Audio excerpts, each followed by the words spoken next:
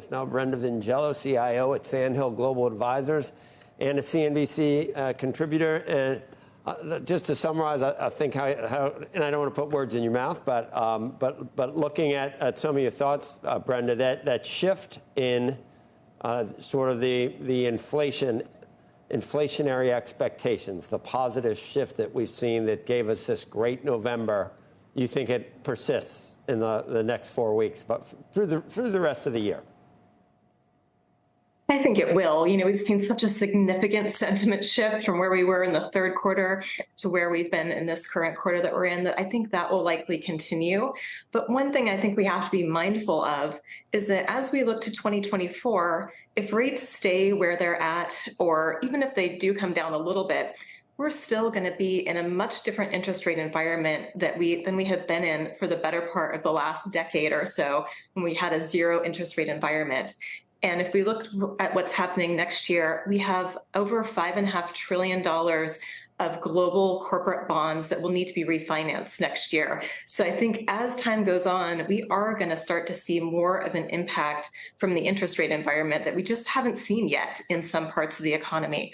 So I think it could potentially weigh on corporate earnings growth potential in some parts of the market, not all, of course.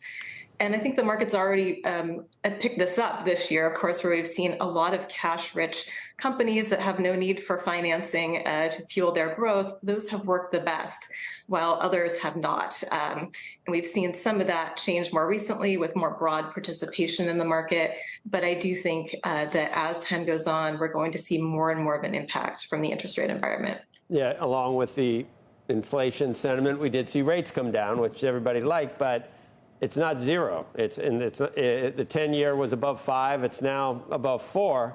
But as you say, it's not zero. And maybe companies got used to that for a while. So if that's true, your conclusion is to just be slightly overweight equities? Is that in which equities? I think you said small caps and some other sector. Sure. So our positioning right now, we have a slight overweight to equity, as you mentioned, but it's more in the small and mid-cap space within the U.S. If we look at that space, of course, there are risks there. Those are companies that need capital to grow for the most part, but valuation had become very inexpensive and really, in our view, had become overdone. We have seen those areas of the market start to perk up over the last month or so and think there is still some more room to go. I think if we look at large cap equity as well, I think we could see a little bit more room there in terms of further appreciation, but we don't see as much opportunity as we see in those areas of small and mid cap. But overall, I think it's important to stay disciplined in this market.